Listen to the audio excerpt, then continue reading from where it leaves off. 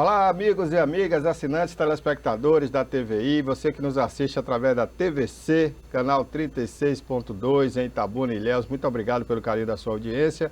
Vá avisando aos seus amigos, aos seus vizinhos, que a TVI agora na TVC é canal 36.2 Full HD, tá certo? Obrigado mesmo pela sua audiência. Você também que nos assiste pela rede mundial de computadores, a internet, qualquer parte do mundo, você que nos assiste pelas redes sociais, obrigado pela sua audiência. Nós estamos aqui com o Rui Corrêa para comentarmos os assuntos, né, inerentes à política local, regional, estadual, que foram notícias essa semana que passou e que serão notícias na semana que vem agora. Rui, um abraço, obrigado por ter vindo aqui. Vamos começar, Rui, falando de Ilhéus, já que o prefeito Mário Alexandre caiu aí no pente fino, digamos assim, né, do Tribunal de Contas dos Municípios. Mas parece que sempre tem um jeitinho com a Câmara de Vereadores, né, Rui? Inicialmente a rejeição é o parecer prévio, né? Um indicativo do órgão técnico, Tribunal de Contas da Bahia, mas eu vi também uma preocupação, porque não só foi simplesmente uma rejeição das contas, o tribunal também tirou um indicativo de encaminhamento ao Ministério Público de uma representação, para que ele proceda com a representação por crime de responsabilidade. O que deixaria ele inelegível, né? Não, enquanto não julgar, tramitar, né? Tal, né? Agora, como você falou, essas contas virão para a Câmara aí, né, o juízo não é técnico, o juízo é político. Então, o próprio o plenário da casa pode rejeitar e não acatar o parecer e por 2/3, também tem para mudar o parecer, tem que ter 2/3 dos vereadores, no caso de Ilhéus parece que são 21, né? Uhum. Seria 14, 2/3 é isso. É a mesma coisa de Itabuna, né? Mesma coisa. Então, para reverter, eu acho que isso não seria tão problema para ele, que tem uma maioria, parece que lá, tranquila. Assim como cá, né? Exatamente, uma maioria tranquila. Mas não, de qualquer modo, não repercute bem, né, na esfera política, uma desaprovação. Hoje o cenário é esse, mas a gente não sabe também, essas contas terminam por chegar na Câmara e serem votadas já quase no final do mandato. Né? Então aí é como diz o poeta espanhol, né? O homem e a sua circunstância. A circunstância de hoje pode não ser o da manhã. É isso aí. O dia amanhã. Ô, Rui, já que estamos falando aqui da política local de Ilhéus, vamos falar também de Itabuna, né? Nós tivemos agora o episódio na cidade, né? Depois da pandemia, os ônibus estavam parados. No governo passado, acabou o prazo ali do decreto estadual que não podia rodar os ônibus na cidade. O prefeito recorreu às empresas, as empresas não quiseram rodar, né, não quiseram colocar o ônibus na rua, dizendo que tinha dívida com o município, que tinha crédito no município, e criou um impasse e acabou que as empresas decidiram não rodar mais, até por condições financeiras mesmo. E o atual prefeito, Augusto Castro, que ano passado estava em campanha, disse que assim que entrasse resolvia o problema. Né? E acabou que com essas empresas aí ele não resolveu, e a gente já tinha dito aqui, né, alertado, que é uma máfia essa questão do transporte coletivo no Brasil, e aí ele acabou conseguindo uns ônibus em Salvador, mas prometeu que seriam ônibus novos, com ar-condicionado, com Wi-Fi e tudo mais, e ao que parece não foi bem assim. Eu não entrei ainda em nenhum ônibus desse, mas soube das pessoas na rua que são ônibus muito velhos, reformados e mal reformados, inclusive. E 2, inclusive, já ontem quebraram aí no centro da cidade, causando até transtorno no trânsito. Eu acho que o prefeito poderia ter sido mais direto com a população, né, Rui? Já que não é culpa dele. Isso é uma máfia que ocorre no Brasil inteiro, mas ele assumiu esse ônus, né? É o chamado marketing negativo. Olha, Barbosa, no meu ponto de vista, a gente está torcendo muito, eu particularmente, estou torcendo muito pelo êxito do prefeito. Itabuna não aguenta mais. As 3 últimas gestões jogaram a nossa autoestima lá para baixo. Lamentável. Agora, a expectativa com Augusto é muito grande. Agora, alguns erros, me parece, de encaminhamento, de estratégia, estão ocorrendo a olhos vistos. Ora, sigamos então o raciocínio. Ele ganhou a eleição, né, dizendo que ia resolver a questão do transporte. Teve 3 meses para sentar com a equipe, contatar a empresa, para, no mínimo, no dia 1º, no dia da sua posse, publicar um edital de licitação, certo? A gente sabe das dificuldades, né, com a relação ao transporte, porque você mesmo disse aí, é uma máfia, né? É uma máfia nacional. Não é você que disse, é um fato. É um fato. Todo mundo sabe disso. Que é controle. O Rio de Janeiro controla todas as empresas e tudo termina. Você cita o exemplo, por exemplo, que quando o prefeito quis retomar com a frota, as empresas não quiseram, alegando prejuízo.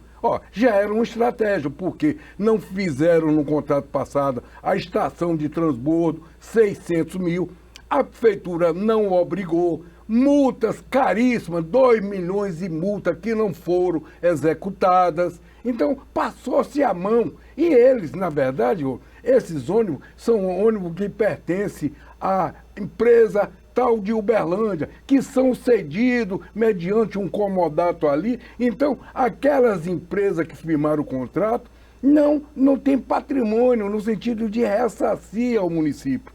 Então, é todo um jogo. Aí vem o dia 1º, não vem com o problema solucionado, diz que vai ser o dia 17 de janeiro, 45 dias da posse, ele vem, roda a cidade, dizendo, vendendo, que todo o que estava resolvendo, no contrato anterior, eram 80 ônibus diários, com 16 de reserva, de cada empresa, tá certo? E já não resolvia, era um caos a secretaria de reclamações, e multa, e as empresas não atendiam. Agora, você vem, faz todo um marketing, 50 ônibus, quer dizer, metade de uma frota, não vai resolver, e ainda vende uma coisa que não está entregando. Ônibus velho, ontem eu comprovei, esses olhos aqui, ônibus, vi pneu, com ônibus com placa do Rio de Janeiro, pneu já meia vida, tá certo? E nos apps aí da vida,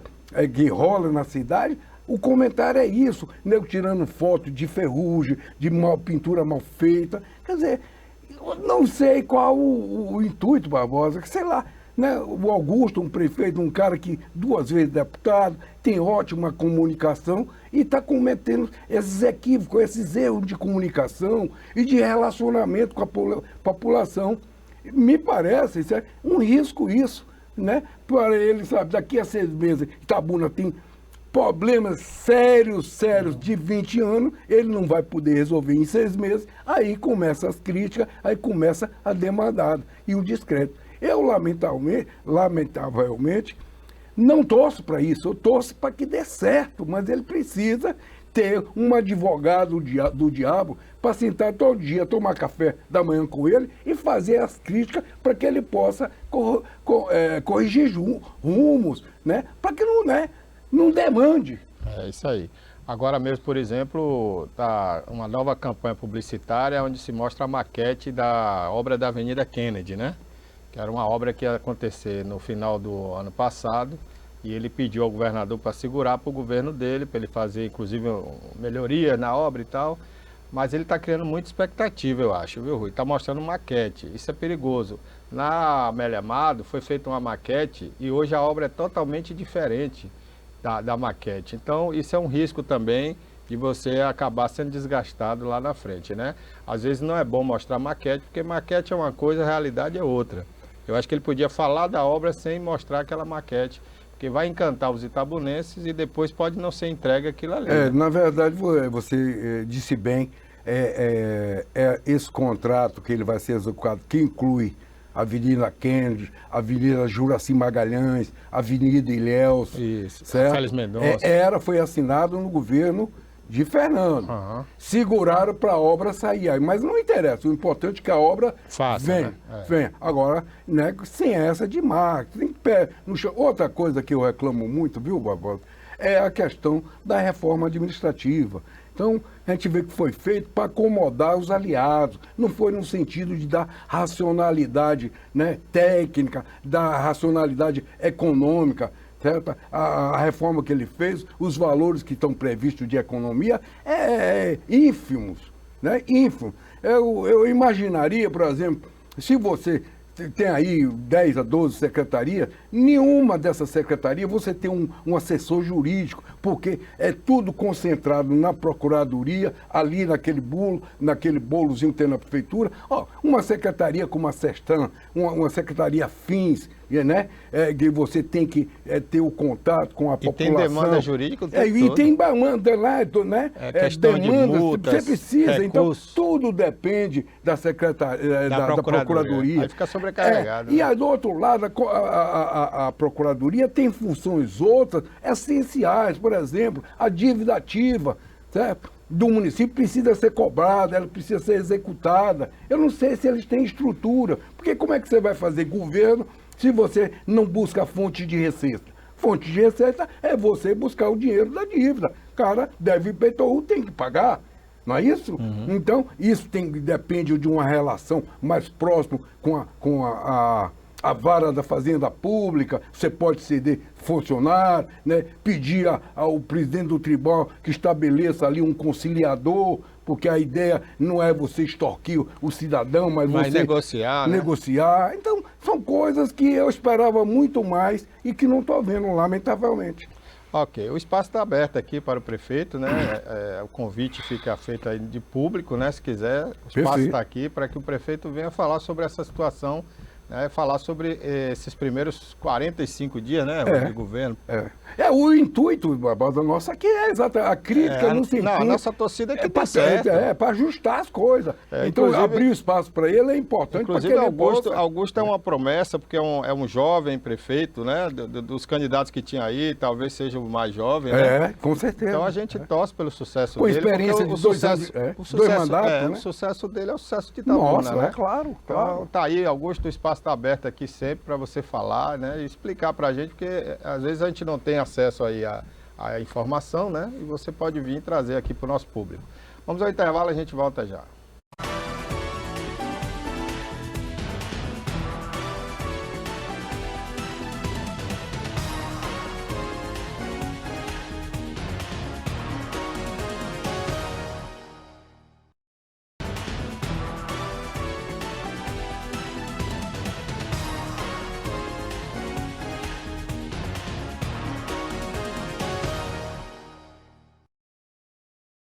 Olá, estamos de volta, é mais um bloco aqui do nosso Alô Cidade Debate. Eu e o Rui Corrêa estamos aqui falando sobre temas que são notícias em nossa cidade e causando notícia também. Rui, vamos falar agora sobre a questão da vacinação, né? Nós tivemos aí um resumo no Brasil essa última semana dos escândalos de técnicos de enfermagem aplicando agulha de vento, né, nas pessoas e ficando com a dose de vacina. Sabe-se lá para quê? Para vender ou para dar a alguém, a gente não sabe. Tudo indica que parece ser até coisa de quadrilha organizada, porque foram várias cidades, não foi uma nem duas, né? Nós tivemos aí uma cidade no Espírito Santo perdendo vacina por incompetência, culpando o desligamento da energia elétrica. Ora, mas uma prefeitura tem que estar preparada para a eventual falta de energia, né, Rui? Um gerador, né?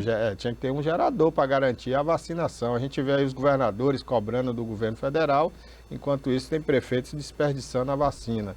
Então, essa questão da vacinação me parece que está ainda por ser melhorada no Brasil, né, Rui? Barbosa, lamentável também. Mas, na verdade, você sabe que o sistema de vacinação do Brasil é considerado um dos melhores do mundo.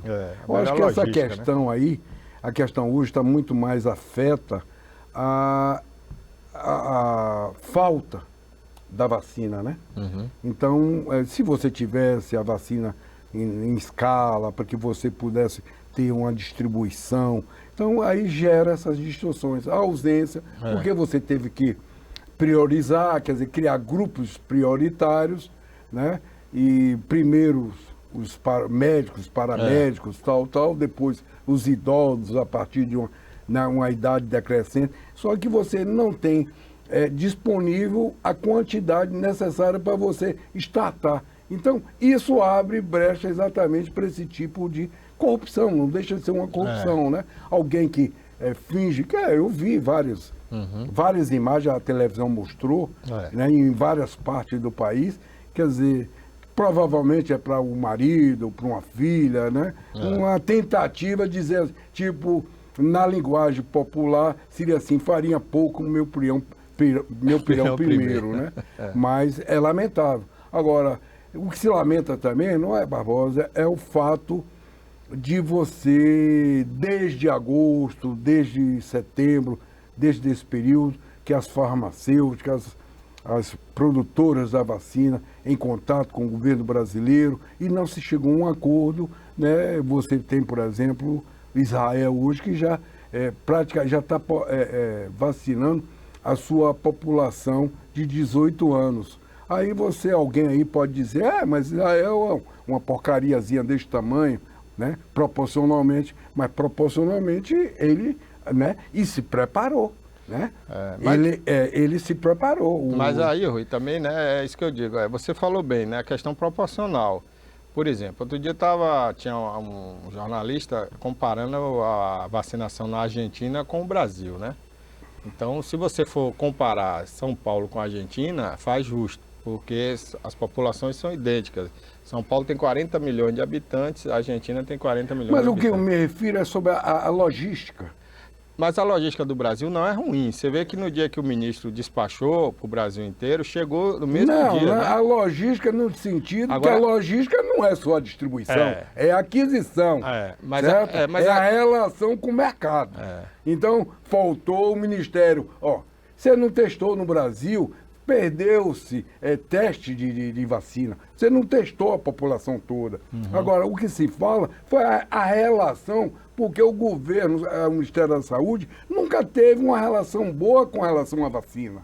Não foi uma pauta. Ele foi empurrado pela ação dos governadores. O governo federal está empurrado pela ação dos governadores. O governo da Bahia, por exemplo, né, que o governo federal vai aproveitar, fez um termo de compromisso com a Rússia, com o Instituto Russo, de 50 milhões de doses. Então, mas essas doses não chegam. Não, né? Não chegam porque não estão prontas. Né? Não estão prontas agora. Mas, por exemplo, lá atrás, o governo disse que a Anvisa disse, quando Israel já estava tomando essa vacina, a Argentina já está, e toda a população russa, certo, sendo vacinada. E aqui a gente, com essa coisa, precisou um instituto de ciência renomado dizer que ela era eficaz para poder você suprimir a terceira fase aqui no Brasil. É isso que eu estou dizendo. Se atrasou muito, né? Você tem potencialmente uma população de 220 milhões de pessoas.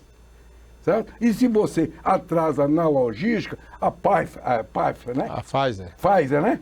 Ela, por exemplo, eu soube agora que as empresas vão comprar a vacina por R$ 1.400. Mas não pode. O governo diz que vai tomar. Não pode, porque aí você privilegia uma classe. Não, né? se você, ela está pedindo a autorização da Anvisa. Então, mas não pode. Isso, inclusive, já foi dito pelo ministro que é a questão até de lei, né? E de constituinte. Você não pode privilegiar um grupo de pessoas que têm condição de pagar em detrimento de outras que não têm condição de pagar. Mas se o governo não está querendo comprar, porque não, Rui, já comprou. Dessa não. Não, já foram compradas ao total, Rui. Inclusive, ontem foi divulgado o calendário. Foi comprado... Da Pfizer não, Barbosa. Foi comprada da Pfizer. Até da Johnson, que não foi testada no Brasil. Já existe uma proposta do governo brasileiro. Só que a Anvisa diz que a Johnson tem que fazer o teste no Brasil. Entendeu?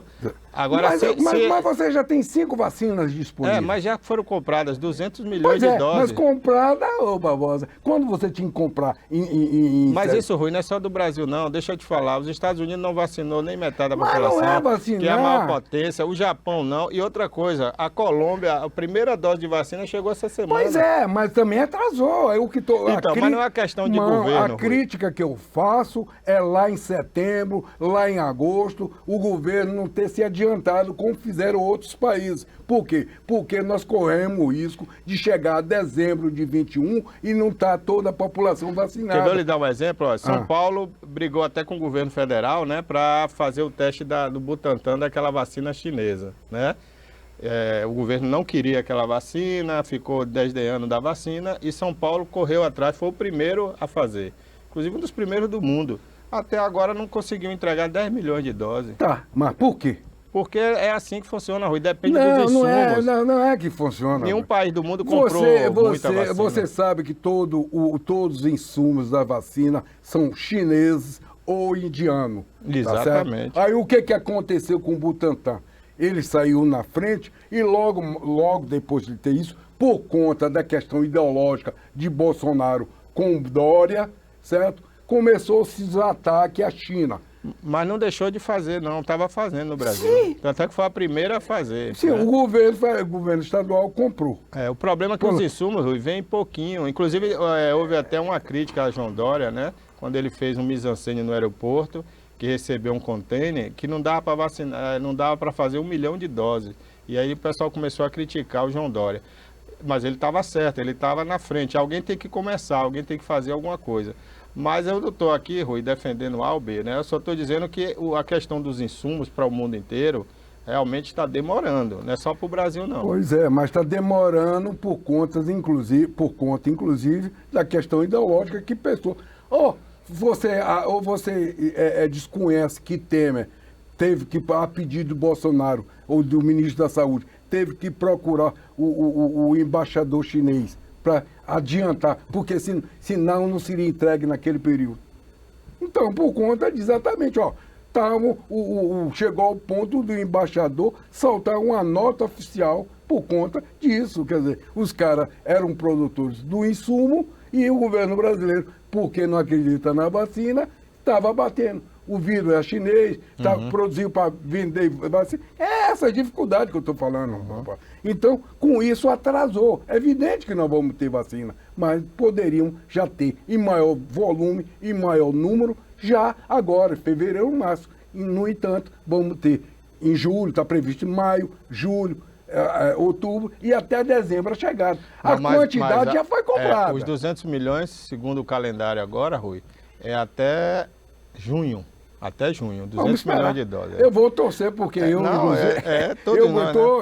eu estou aqui a cada dia, porque já estou numa faixa de idade. Esse calendário foi divulgado, inclusive, depois da pressão de alguns governadores, né, junto ao Ministério da Saúde. Aí o ministro resolveu fazer logo esse planejamento com o que tem comprado, né? Agora, sim, vou justificar aqui o meu comentário. Nem a China, que é produtor do insumo principal, vacinou toda a população hoje. Então, muita gente para pouco insumo e pouca produção, né? Que ninguém esperava ter que fazer tanta vacina ao mesmo tempo. E quem saiu na frente, né? Foi a Pfizer, essa da China, todos com insumo da Índia ou da China. Então, depende de pouca gente para fazer muita vacina, né? É muita coisa. Agora, realmente, o Brasil poderia ter avançado mais no sentido... do mercado, né? Da procura e da demanda. Se o governo brasileiro, né, que é aí que você entra, não tivesse essa parte ideológica e não tivesse pregado tanto contra a vacina no início, talvez, né, os laboratórios aqui do Brasil tivessem mais adiantado. Aí eu falo da Fiocruz, do Butantan... Né? Porque eles dependem do insumo. Do insumo, Agora, é exatamente isso. A questão, por exemplo, a minha crítica...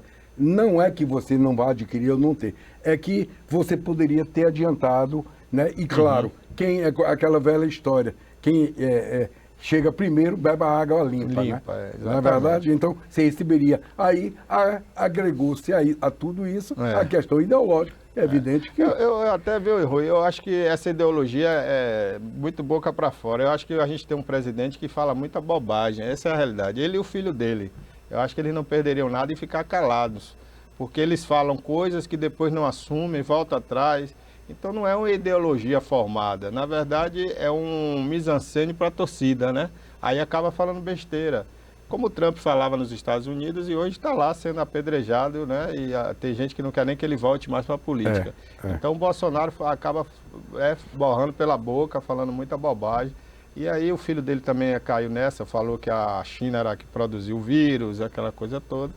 E ele não é uma pessoa qualquer, além de ser filho de um presidente, ele é um deputado, né? Deputado, presidente da Comissão de Relações Exteriores, quer dizer, mas depois da CCJ, Comissão de Constituição e Justiça, é a mais importante.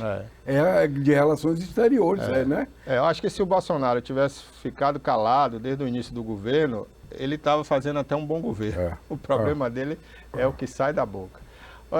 Por falar em Bolsonaro, Rui, a prisão do bolsonarista, né, o deputado radical, que pregou aí o fechamento do Congresso, tá dando o que falar porque o Congresso acabou dando as costas para ele, aparentemente, né, até agora, e o Supremo Tribunal Federal está mantendo a prisão e parece que vai manter por muito tempo. Não, ontem até eu fui pesquisar sobre o assunto, muita notícia, muita coisa de bastidores termina vazando, né? Mas parece não, eu acho que o encaminhamento que a Câmara está dando é correto, né? Ele é um deputado que não tem tanta relevância e jogou o fogo num momento que é estratégico para o governo consegue começar a rodar a sua pauta, né? Através do Lira, já passou a questão do Banco Central, que era estratégico para a economia. Então, nesse momento vem um deputado lá, né, visando já, segundo alguns comentaristas até, Barbosa, ele estaria aí tentando agradar a Bolsonaro, porque Bolsonaro estaria meio chateado com ele. Mas, nesse sentido, a Câmara, me parece que a votação de hoje tende a manter a prisão, porque não quer essa briga, tal, eles já viram que ele não tem essa relevância. E, por outro lado, me parece que nas conversas de bastidores, tão logo confirmada a prisão pelo plenário, ele ficaria aí esse final de semana, então, segunda ou terça-feira, teria relaxado a sua prisão com medidas cautelares, né? Tornozeleira, isso pode ser vir a suspensão do mandato, mas parece essas coisas estão vazando aí, alguns comentaristas políticos, e você sabe que esse povo tem fontes, né?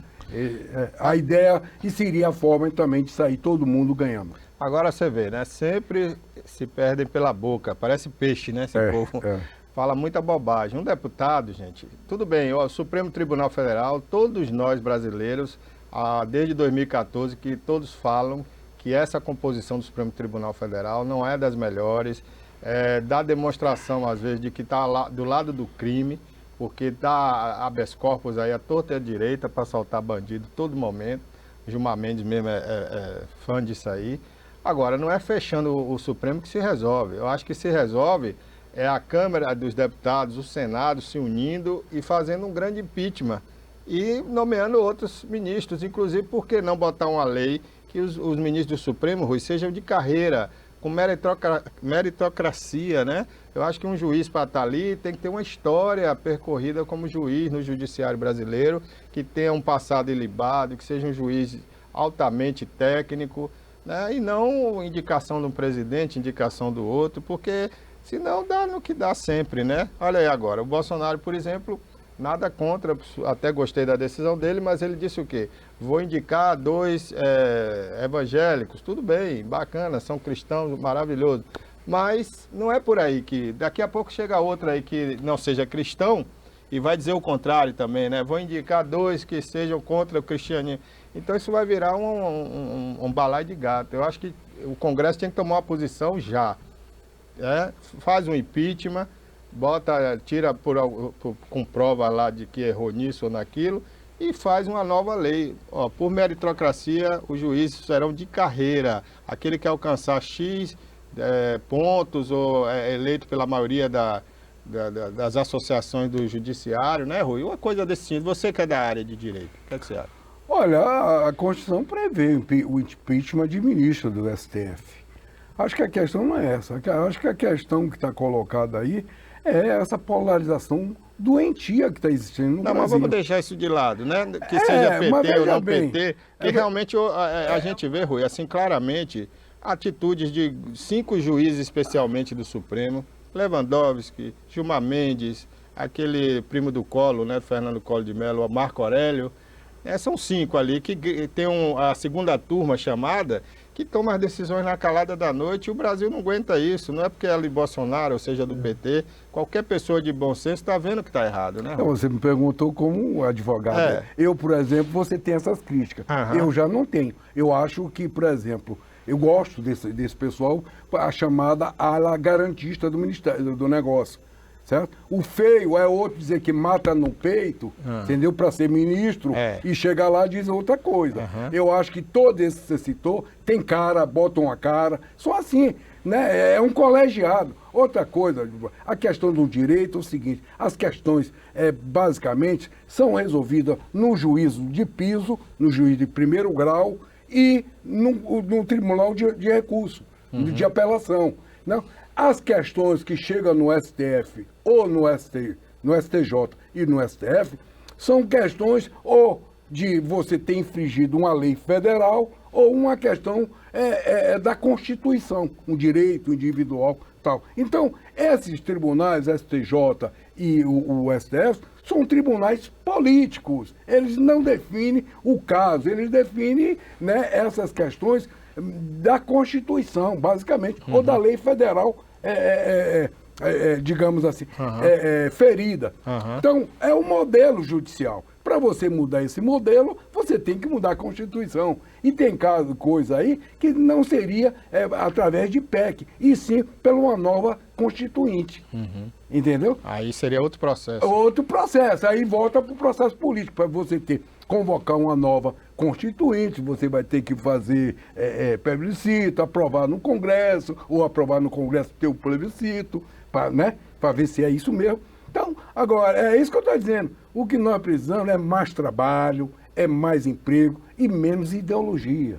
Tá certo? Agora, quer consertar o país, no meu ponto de vista? Tira o voto obrigatório. É isso aí. Tá certo? É simples. Porque isso é uma ditadura. Pois é, o voto obrigatório é que permite isso. Se você tivesse o voto facultativo, o que é que vai acontecer? Eu, candidato, eu vou ter que bater na porta de cada um para ir votar em mim. Tá certo? Eu não vou ter dinheiro para comprar todo mundo. Tá certo? Esse é o modelo. Então, muda isso, que é tão simples. É isso aí. Bom, tá no fim, já acabou o horário? Então, Rui, por hoje é só, mas na semana que vem tem mais. Mas foi bom que foi acalorado. É isso aí. Até para a semana. Até a semana que vem.